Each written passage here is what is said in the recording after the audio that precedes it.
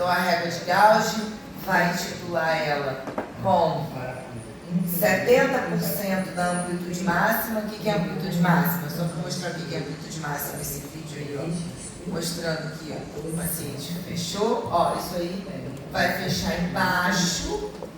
Coloca nos incisivos ali bem na linha média. E agora vai frente, frente, frente, trás, trás, trás. Ó, encaixou. Agora, com o garfo. Deixa eu só mostrar o que é amplitude e eu volto a... Nesse momento, nós temos o garfo totalmente solto, né? Garfo número 2.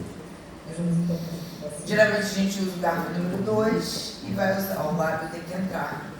E Esse lábio aqui tá carnudo, o lábio dela.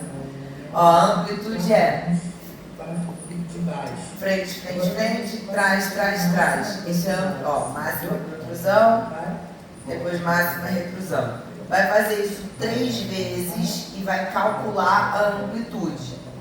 Calculou a amplitude, que está lá o número na régua, aí você vem para a fórmula. Qual é a fórmula? 70% da amplitude, tá? Aqui, ó. Se a amplitude máxima dessa paciente, não vou contar negativo nem positivo, é 5 mais 6. Ela fez 6 de produziva, 5 de retrusiva. Eu vou contar o quê? 5 mais 6. Dá quanto? 11.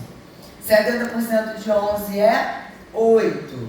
Somo esse valor a máxima retrusiva, aí sim considerando o sinal. 8 menos 5, o avanço dela é de 3. Então esse avanço de 3, agora a gente registra lá a mordida com avanço de 3. É isso. Isso é a titulação da